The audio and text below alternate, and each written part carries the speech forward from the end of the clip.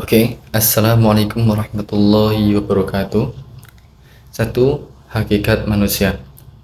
Sifat hakikat manusia. Sifat hakikat manusia ini memiliki dua pengertian. Yang pertama bersifat filosofis, yang kedua bersifat normatif. Apa sih itu bersifat filosofis? Maksudnya adalah ini merujuk pada ciri-ciri atau karakteristik yang merupakan bagian dari eksistensi manusia secara ontologis. Dalam konteks filosofis, sifat-sifat hakikat manusia mungkin termasuk rasionalitas, kesadaran, kebebasan, moralitas, dan pencarian makna. Filosofis mempertanyakan esensi atau hakikat manusia dan pencarian makna. Filosofis mempertanyakan esensi atau hakikat manusia secara mendalam, mencoba untuk memahami apa yang menjadikan manusia menjadi manusia dan bagaimana aspek-aspek tersebut mempengaruhi keberadaan dan perilaku manusia. Itu adalah bersifat filosofis. Jadi yang dimaksud dari filosofisnya adalah sifat-sifat hakikat manusia mungkin termasuk rasionalitas, kesadaran, kebebasan, moralitas, dan pencarian makna. Oke. Kemudian yang kedua bersifat normatif. Bersifat normatif maksudnya adalah sifat ini berkaitan dengan nilai-nilai, norma, atau prinsip-prinsip yang dianggap, diinginkan, atau diharapkan dalam kehidupan manusia. Ini termasuk standar moral, etika, keadilan, dan prinsip-prinsip yang membentuk tata nilai dalam masyarakat.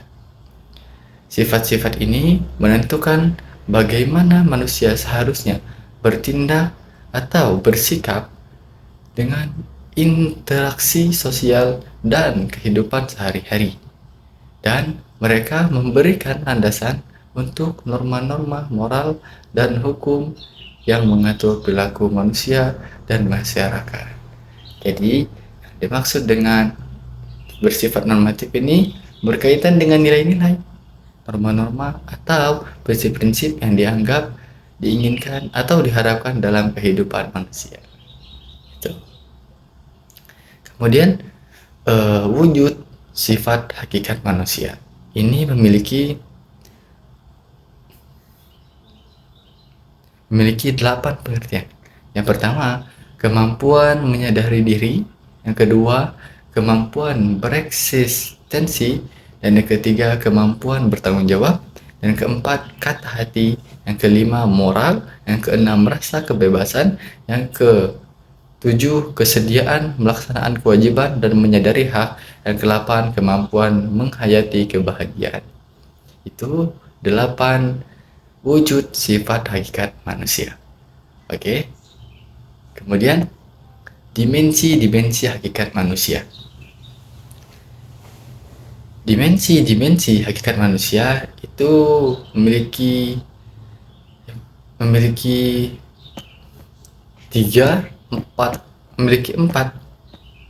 Yang pertama itu dimensi keindividuan.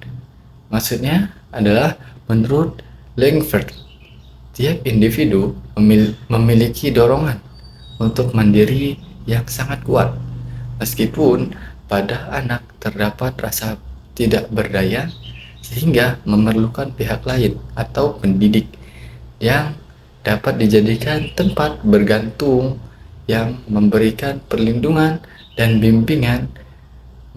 Pendidikan berfungsi mengembangkan kepribadian atau menemukan kediriannya sendiri. Pendidikan harus bersifat demokratis. Itu dari dimensi keindividuan. Kemudian dimensi kesosialan. Manusia membutuhkan manusia lainnya untuk bisa hidup dengan baik. Tiap individu mempunyai dorongan untuk bergaul dengan sesama manusia.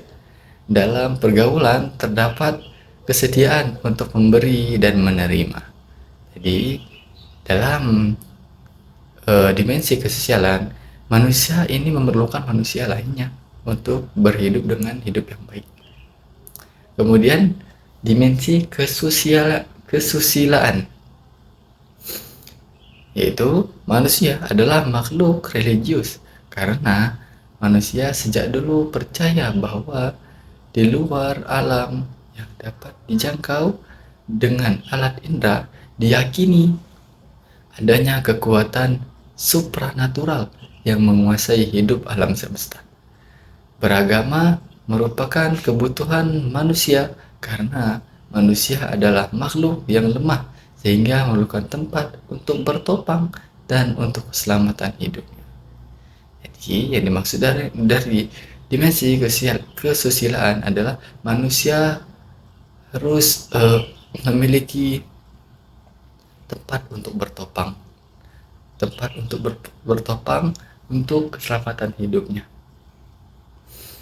Oke, selanjutnya dimensi keberagamaan adalah manusia memiliki nilai-nilai, menghayati dan melaksanakan nilai-nilai dalam kehidupannya.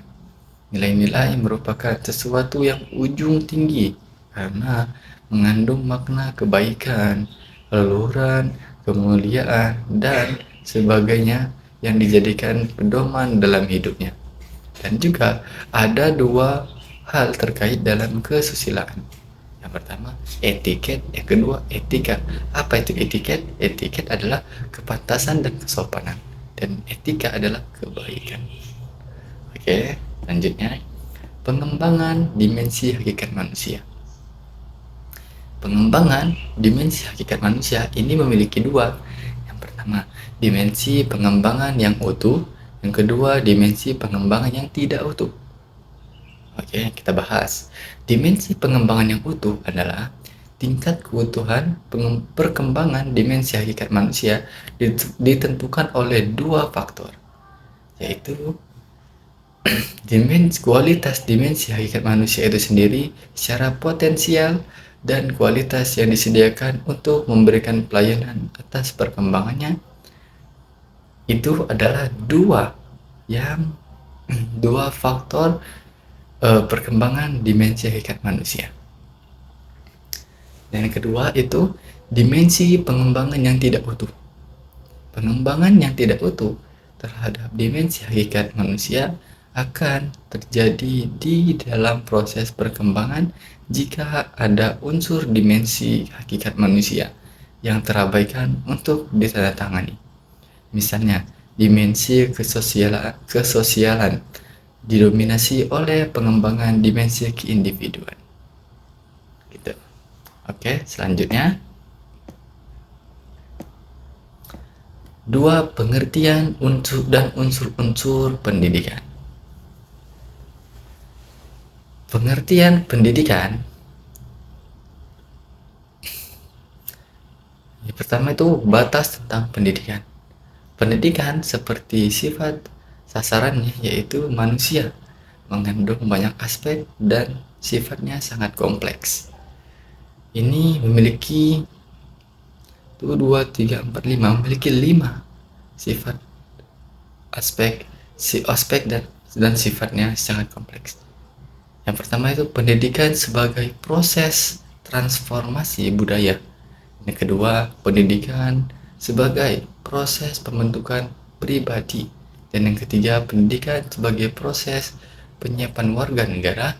Dan keempat, pendidikan sebagai penyiapan tenaga kerja. Yang kelima, definisi pendidikan menurut GBHN. Oke, selanjutnya tujuan dan proses pendidikan. Tujuan pendidikan memuat gambaran tentang nilai-nilai yang baik, luhur, pantas, benar, dan indah yang dilakukan untuk kehidupan. Yang kedua, proses pendidikan merupakan kegiatan mobilisasi segenap komponen pendidikan oleh pendidik terarah kepada pencapaian untuk tujuan pendidikan. Oke, selanjutnya konsep pendidikan sepanjang hayat atau PSH. ini memiliki 3 aspek. Yang pertama, dorongan belajar sepanjang hayat itu terjadi karena dirasakan sangat kebutuhan. Yang kedua, setiap orang butuh untuk mempertahankan kebutuhan. Kemudian, setiap orang butuh untuk mempertahankan hidup dan kehidupannya dalam menghadapi dorongan-dorongan dari dalam dan tantangan dalam sekitar. Oke, yang kedua, kegiatan mendidik diri setiap saat sepanjang hidup itu selalu merupakan kebutuhan terlampas dan hasilnya. Yang ketiga, PSH bertumpu pada keyakinan bahwa pendidikan itu tidak identik dengan persekolahan. PSH merupakan suatu proses bersinambungan untuk berlangsung sepanjang hidup. Oke, selanjutnya alasan mengapa PSH diperlukan.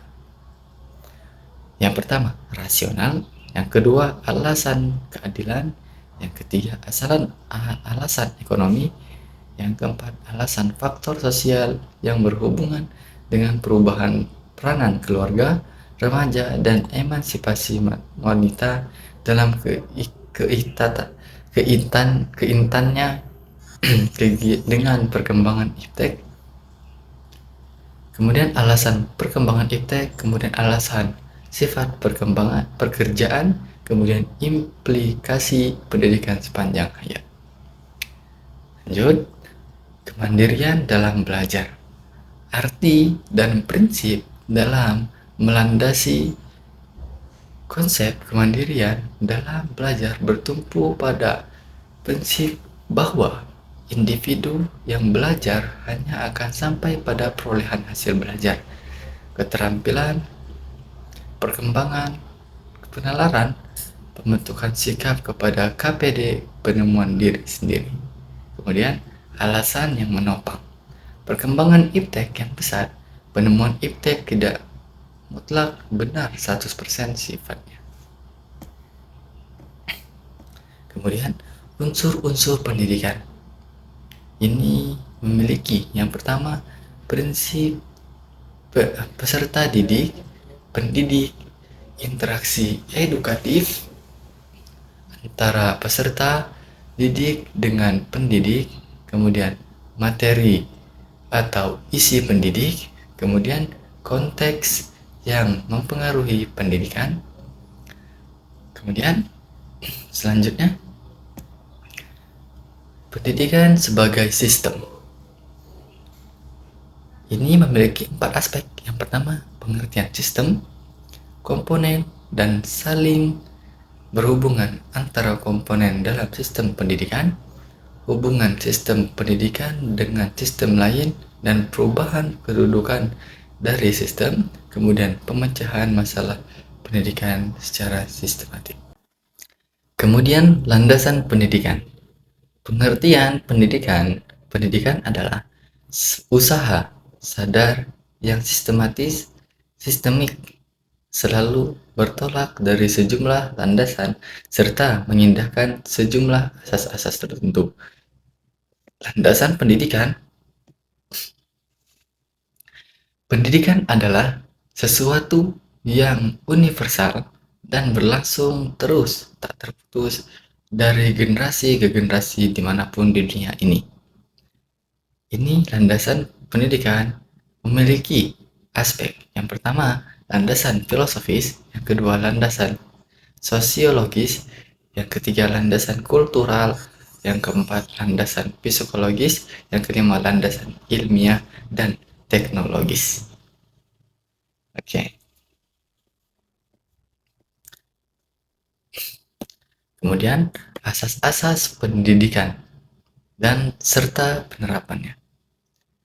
Pengertian asas-asas pendidikan adalah asas pendidikan merupakan sesuatu kebenaran yang menjadi dasar atau tumpuan berpikir baik pada tahap perancangan maupun pelaksanaan pendidikan. Ada 3 asas, yaitu asas Tutburi Handayani, yang kedua asas belajar sepanjang hayat, yang ketiga asas pendidikan dalam belajar. Oke. Asas-asas pendidikan, asas Tutburi Handayani, yaitu asas ini merupakan gagasan yang mulanya dikemukakan oleh Ki Hajar Dewantara Tutburi Handayani, artinya pendidikan dalam kewibawaan yang memiliki pengikut, memberikan pengaruh, membiarkan anak mencari jalan sendiri. Jika anak melakukan kesalahan, baru pendidik memberitahu. Kemudian, asas belajar sepanjang hayat. Asas belajar sepanjang hayat merupakan sudut pandang dari sisi lain pendidikan seumur hidup yang erat kaitannya dengan istilah belajar sepanjang hayat. Kemudian, asas kemandirian dalam belajar. Kemandirian dalam belajar diartikan sebagai aktivitas belajar yang didorong oleh kemauan diri sendiri, pilihan sendiri, dan tanggung jawab sendiri dari pembelajaran. Oke. Kemudian,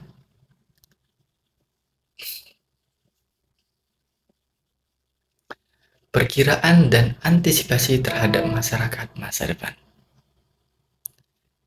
Perkiraan masyarakat masa depan, pendidikan selalu berlangsung dalam suatu latar masyarakat dan kebudayaan tertentu. Demikian pula di Indonesia, pendidikan nasional dilaksanakan berdasarkan latar kemasyarakatan dan kebudayaan Indonesia. Perkembangan masyarakat beserta pendidik beserta kebudayaannya sekarang ini makin mengalami percepatan serta mungkin meliputi seluruh aspek kehidupan dan penghidupan manusia. Kemudian, karakteristik negara berkembang sebagai ciri masyarakat masa depan. Kecenderungan globalisasi, perkembangan arus komunikasi yang semakin padat dan cepat, perkembangan iptek, peningkatan layanan profesional. Kemudian, 4 bidang kekuatan gelombang globalisasi yang paling kuat. Yang pertama, bidang iptek, bidang ekonomi, bidang lingkungan, bidang pendidikan. Oke, sekian dari saya. Wassalamualaikum warahmatullahi wabarakatuh.